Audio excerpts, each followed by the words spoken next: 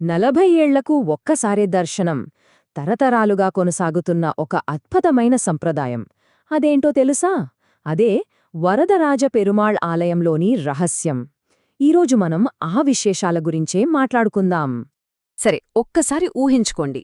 ఒక దేవుణ్ణి చూడ్టానికి మన జీవితంలో బహుశా ఒకే ఒక్క అవకాశం, లేదా మహా అయితే 2 సార్లు మాత్రమే వస్తే ఎలా ఉంటుంది? వినడానికే ఆశ్చర్యంగా ఉంది కదా?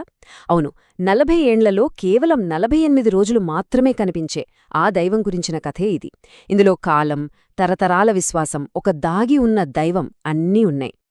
ఈ విలక్షణమైన సంప్రదాయమంతా ఎక్కడ జరుగుతుందంటే, తమిళనాడులోని చారిత్రక నగరం కంచిపురంలోని వరదరాజ పెరుమాళ్లాలయంలో.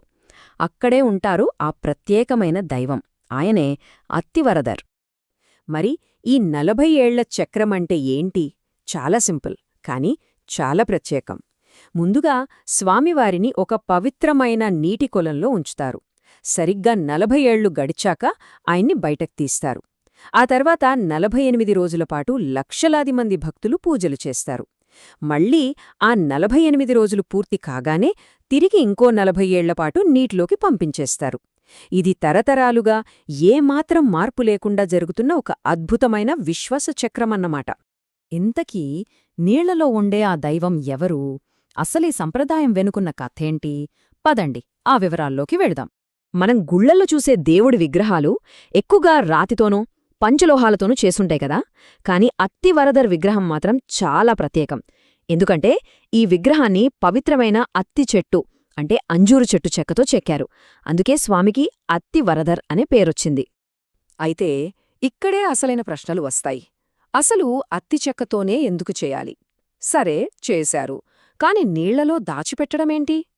ఈ 2 ప్రశ్నల వెనుక ఒకవైపు పురాణాలు, మరోవైపు చారిత్రక అవసరాలు రెండూ కలిసిపోయి ఉన్నాయి. ముందుగా అత్తి చెక్క ఎందుకంత పవిత్రమైందో చూద్దాం. దీనికి సమాధానం తెలియాలంటే మనం ఈ ఆలయం యొక్క పురాణాల్లోకి వెళ్ళాలి. ఆ పవిత్రమైన కొండ వెనుక ఉన్న కథలేంటో ఇప్పుడు చూద్దాం. పురాణాల ప్రకారం ఈ కథ మొదలయ్యేది సాక్షాత్తు సృష్టికర్త అయిన బ్రహ్మదేవుడితో. ఆయన ఇదే పవిత్ర స్థలంలో ఒక మహాయజ్ఞాన్ని తలపెట్టారట. ఆ గొప్ప విశ్వ సంఘటనే ఈ ఆలయానికి పునాది అని చెబుతారు. బ్రహ్మ చేస్తున్న ఆ యజ్ఞానికి ప్రసన్నుడైన విష్ణుమూర్తి ఎలా ప్రత్యక్షమయ్యారో తెలుసా? 1000 సూర్యుల కాంతితో ఒక పవిత్రమైన అత్తి చెట్టులోనుంచే ఉద్భవించారట.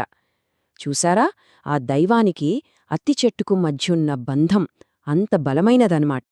ఈ ఆలయంలో ఇదొక్కటే కాదు, ఇంకా చాలా పురాణాలున్నాయి.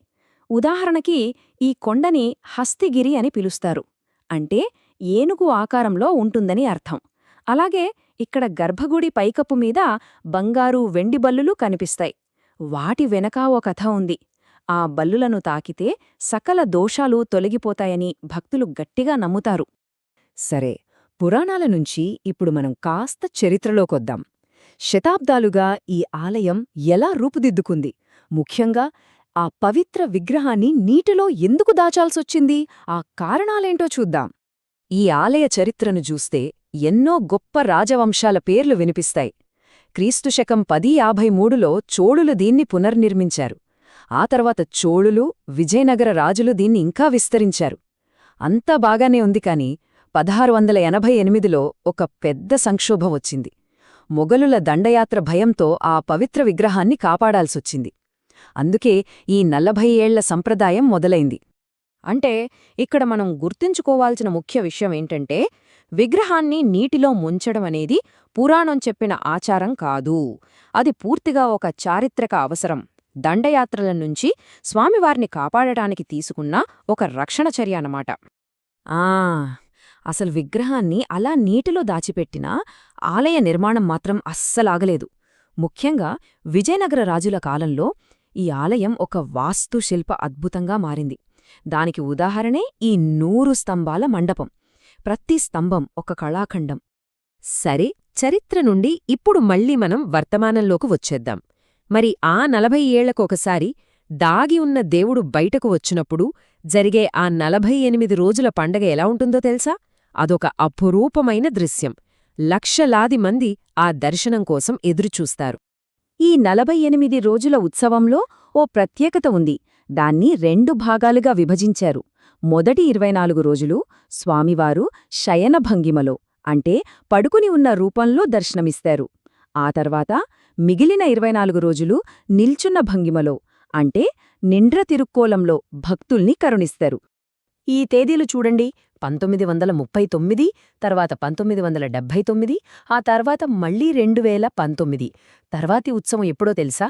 2059లో. దీన్ని బట్టే అర్థం చేసుకోవచ్చు ఇది ఎంత అరుదైన సంఘటనో. చాలామందికి తమ జీవితకాలంలో ఒక్కసారే ఈ భాగ్యం దక్కుతుంది. నిజంగా ఇది తరానికి ఒకేసారి వచ్చే అవకాశం. కేవలం ఈ 40 ఏళ్ల ఉత్సవం మాత్రమే కాదు, అసలు వరదరాజ పెరుమాళ్ ఆలయానికి వైష్ణవ సంప్రదాయంలో చాలా పెద్ద పీట ఉంది. దాని వారసత్వం, దాని ప్రాముఖ్యత ఏంటో ఇప్పుడు చూద్దాం. ఈ ఆలయం ఎంత ముఖ్యమైందో చెప్పడానికి దానికున్న బిరుదులే సాక్ష్యం. ఇది 108 దివ్యదేశాలలో ఒకటి, అంటే వైష్ణవులకు అత్యంత పవిత్రమైన క్షేత్రాల్లో ఒకటన్మాట. అంతేకాదు, దీన్ని ఎంత గౌరవంగా పెరుమాళ్ కోయిల్ అంటారు. అంటే దాని అర్థం ఆలయం అని. అంటే అన్ని ఆలయాల్లోనూ ఇది ప్రధానమైనది అని వారి నమ్మకం. శతాబ్దాలుగా ఎందరో పండితులు, కవులు ఈ స్వామివారిని కీర్తించారు. గొప్ప పండితులైన వేదాంత దేశిక అయితే ఏమన్నారో తెలుసా? ఈ మొత్తం విశ్వానికి ఆయనే మూలకారణం, వేదాల కంటికి కనుపాపలాంటివాడు అన్నారు. అంటే ఆయన ప్రాముఖ్యత ఎంత గొప్పదో అర్థం చేసుకోవచ్చు. మరి చివరిగా అత్తివరదర్ కథ మనందరికీ ఏమి నేర్పుతుంది?